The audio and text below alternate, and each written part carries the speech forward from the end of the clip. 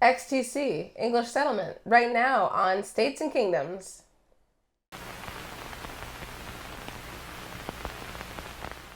mean, XTC didn't make anything short of brilliant in the 80s. This is, of course, an extraordinary album. In my opinion, it's not flawless. I mean, so many, What so, is? well, so few things really are. But really, the only flaw that, to me, that it has is just something that, the double albums always have. Too much music. They're just long. I'm being, if you're just being critical, trying to be critical, yeah, they probably could have cut a couple of them down. But I wouldn't take any songs off of this. Well, also Stupid Me. Stupid Me. What? I didn't even know it was a double album. Oh, yeah. At first. Right. I mean, I've known for a while now. I know. But I mean, when I first started listening to this. Yeah, we'll see. Yeah. I didn't know. I had no idea. Well, when they crammed double vinyl albums onto one CD, I mean, that happened. Yeah. It happened to them. Yeah. That is the only criticism that I could really make of this. No, it's because glorious. Otherwise, you just put this on and listen to all of the brilliance, the rhythmic brilliance of Andy Partridge and, everything.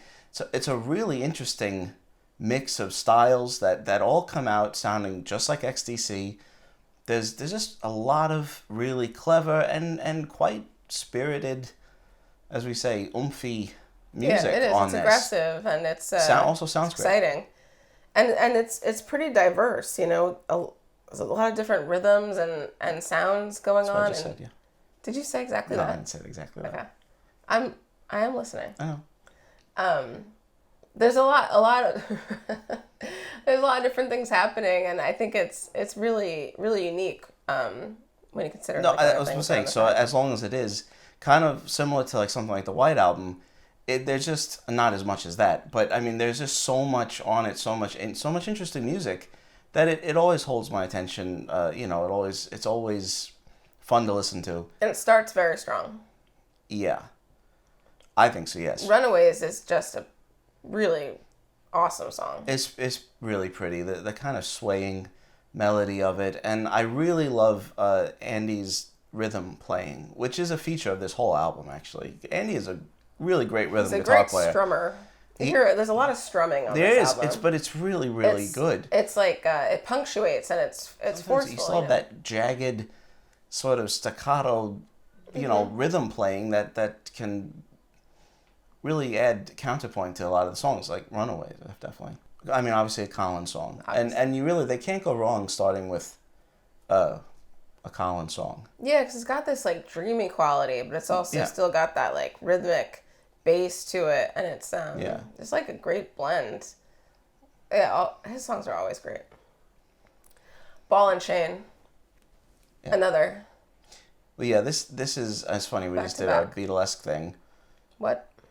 A Beatlesque thing. Who? Yeah. And this is one of the most Beatlesque XTC songs that you could sort of think of. I love this song. I do. And Beatlesque as it is, it doesn't draw attention to that, in my opinion. Outside of the very beginning, which is, you're kind of like, that sounds like... Yeah, I never really thought about it. No, you don't have to think about it. I'm just saying, that's what I'm saying. Yeah. It doesn't point to that, hey, yeah. Remember the Beatles, everybody? Remember them? Yeah. All right. But it's a great song, and two Collins songs, bonus. Score.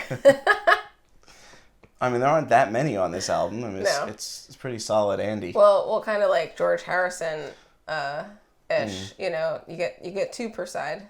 Yeah. No, you don't even. No, you don't. You get two per disc. Not per side. Yeah. Since it's working overtime. It is one of the greatest, like, rock songs. It's an amazing song. It's just perfect. It is just perfect, and it proves that, well, little Andrew Partridge. Even Andy can write a good song. Could write a hit. Sounds like a narration. Little Andrew Partridge of Swindon finally had a hit. Just hit the top 10. It's such an amazing song. Just scrape the top 10. There's just if you listen to the song, I mean it's up there among the just perfect. It's so well structured. Perfectly crafted rock songs. It's so well structured. Whatever you want to call it. And yeah, just the changes it goes through, and it's so catchy. Yeah. Perfect. And the fretless bass, in the beginning, and the fretless bass is all over. I mean, he doesn't use it on every song. But I do love that sound that Colin gets, where it's just like boom. Yeah. Boom. That's it. Yeah, it's so cool. What did I just say? Well, I was illustrating it. That's a good way to lose an eye, my friend. Jason and the Argonauts. I love this song.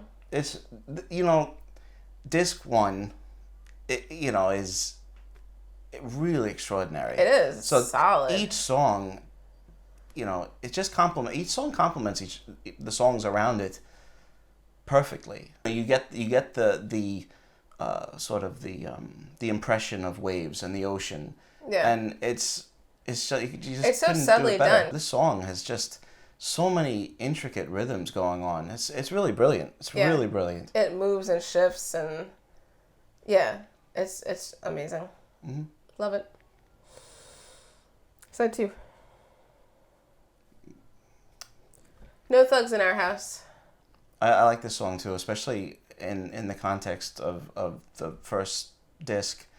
It's pretty aggressive. It only has the strumming on it. A Who-like quality at times to me, and after Jason and the Argonauts, it's got a nice kick in the pants, and I like the song. Yeah, I love the song. The strumming with the bass, great it's like melody. An awesome combo. It really it's like tight and like really swingy and awesome beat. It's a very aggressive song. It is, and he's like ah. And sometimes, I don't know. It seems people forget that XTC could be a pretty, wah kind of a band. This is one that I would maybe give it a little choppy poo. Yeah. But it's fine. You could say that, yeah. It's fine. But I really wouldn't. The song we'll get to the song that there are a couple of them that could have been trimmed a bit, I suppose, if you wanted to. Right. We're not saying it needs to be. It's still a double album though. Still a double album. That doesn't change. Yacht Dance. I love Yacht Dance. Yeah. Yacht Dance was always my favorite on this album. Again, rhythmically, really very interesting. And it's deceptively simple. It sounds like a quiet song, but there's really a lot going on. The guitar and the... And we haven't mentioned that the songs do tend to kind of sort sway. Of drift into each other. Oh, yeah. A bit. Which gives it a nice dreamy quality. It does. So, the album it really does flow so well. The whole thing does. That's probably why you don't even really notice how long it is. Or I never really thought about it. Because it just keeps going on. On vinyl, it's hard not to notice that you're flipping the thing over like 50 times. You have to get up so much. Yeah. But on it's not until the last maybe the last 2 songs I'm like, boy, this has been on a while, huh? Like, whoa, 70 minutes. Whoa. Yeah, Yacht Dance is awesome. Yeah. Perfect. Wonderful. All of a sudden. I really like this song. And again... It's too late. Yeah. It's too late. Andy's just trying to cheer us all up. And I appreciate that.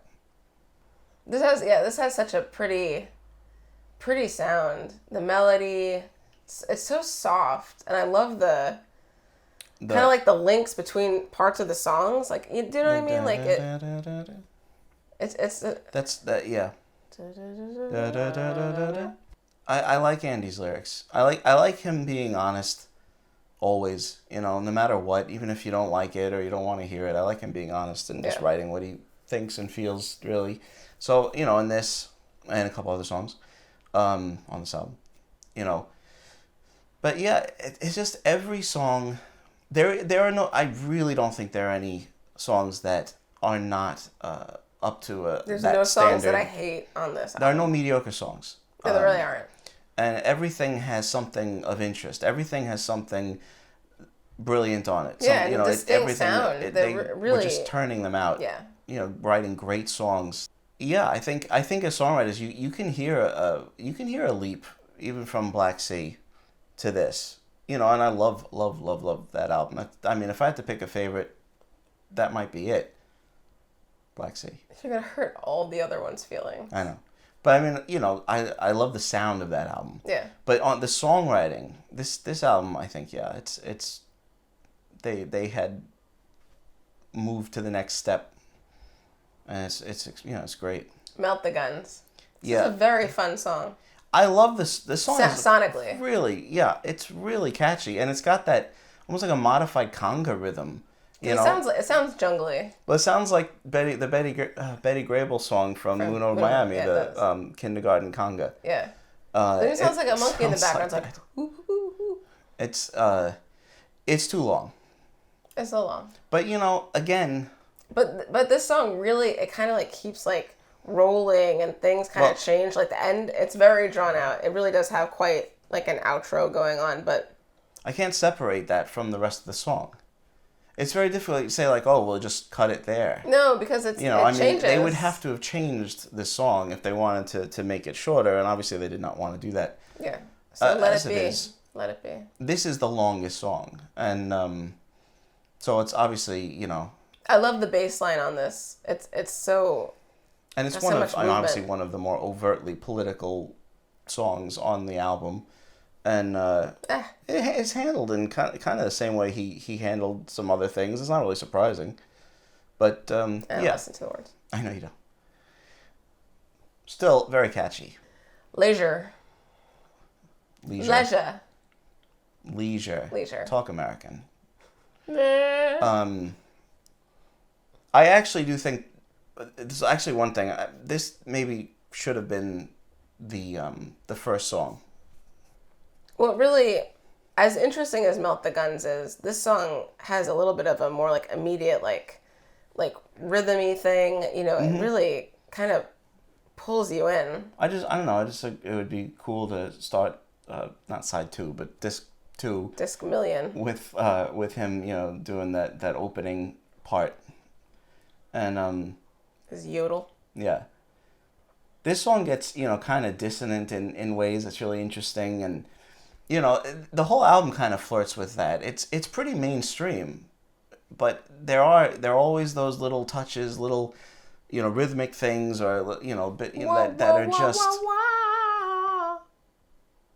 make it.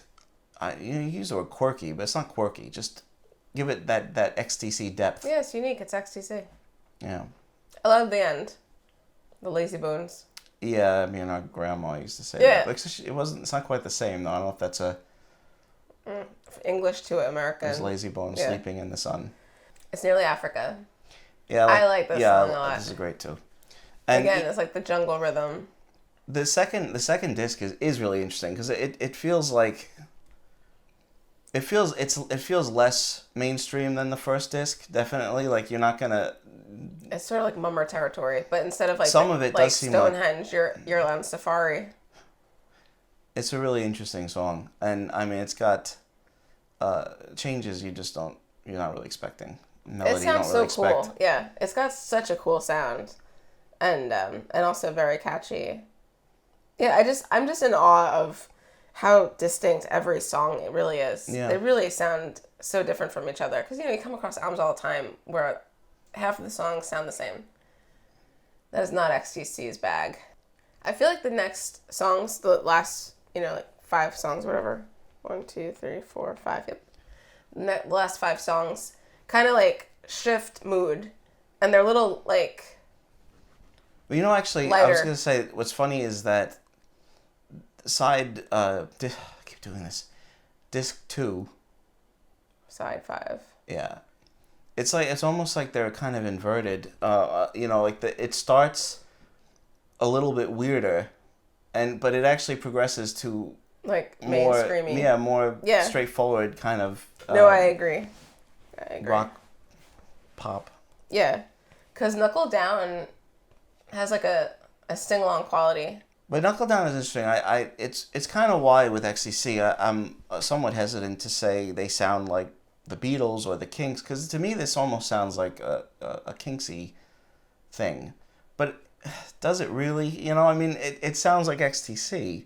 I love the way he sings and how he breaks up the lyrics. It's got such a cool pattern. But at the same time, XTC were the heirs to all of those people, and they really were. So they kind of they inherited all those things, made them their own, and I don't know. I just think this is just a great rock song with a great melody. And, it's not... None of these things are things that anyone had ever done before. Like, they were making it new. Every album, they were making it new. Except, it always makes me think of, Knuckle Down, Winsaki, Knuckle Down. Fly on the Wall. If he was listening to that... Oh, well, maybe. I wouldn't put it past him. I wouldn't. Yeah, I wouldn't put it past him either. Fly on the Wall. Yeah. This song always, because of the vocal and the effect on the vocal, it almost sounds like a Dukes of Stratosphere song to me. It's actually I like this song a lot. Yeah, it's upbeat. It's got a lot of movement. It's a dense track. Yeah, I like the melody a lot. It's very different from Colin's other songs on this album. It is. But yeah, I like this song a lot. It's very catchy. Down in the cockpit. Down in the cockpit.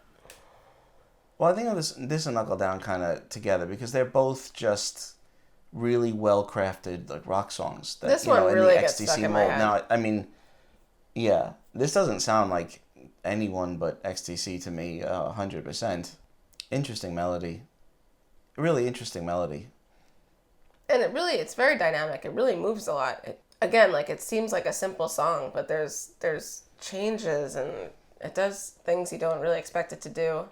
Andy definitely is just, at this point, able to write the songs he really wants to write.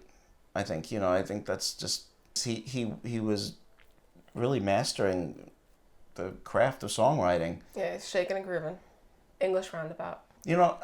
This isn't necessarily a knock on this song, but like I said, the last couple of songs are when I kind of realize how long it's been. So it's usually around this time. You're like, I'm still listening to this? This album's still on? What? But this is a solid song. Snowman. Snowman is like a perfect end to this album, I think, because it's one of the best songs on the album. It is. I like it a lot. The production sounds great. It is kind of midway between, I guess, Black Sea and Mummer. Mummer being maybe a little bit more produced, and Black Sea being a little less, I suppose. A little bit more. This album sounds really good, especially loud. The record is really like spacious, yet like concentrated and really like oomphy. Yeah, the bass is loud. On the vinyl, the guitar seems more present to me, just a little bit. But as far as the songs, I mean, there's definitely a decent amount of what you call social commentary going on this album. I ignore it. Well, you can. I mean, it doesn't, because just sonically, the album holds your interest, all the melodies, rhythms, everything. We often say, though, would this be a good introduction to XTC? I thought Black Sea is really probably the best. I still kind of think that. Maybe Drums and Wires. Yeah. But Black Sea, for people that like maybe a little bit more guitar-oriented rock, and I mean, this would also be a good introduction. It's long. That might lose some people. It's possible. I guess so. So maybe just give them the first. Don't tell them it's a double album. Just give them the first. You have to earn the second record. I'll come back and check. Everyone should hear this. I think. Yeah. And so it's kind of unpruned a little bit, but but it's sometimes not like overgrown. I like that. There are some sometimes that works, and I think it does work. Not everything has to be perfectly. No, and I like. Give me more music. I'll take it. I like that too. Give me the extra music. Don't be stingy. That's what's great about the White Album, and actually that to me is also what's great about this. Thank you so much for watching. Hope you enjoyed our brief discussion about English Settlement. Please let us know in the comments below what you think about this album, and make sure to like and subscribe. Please stay tuned for more videos here at States and Kingdoms coming out every Wednesday and Friday. Have a great weekend, and we'll see you next time.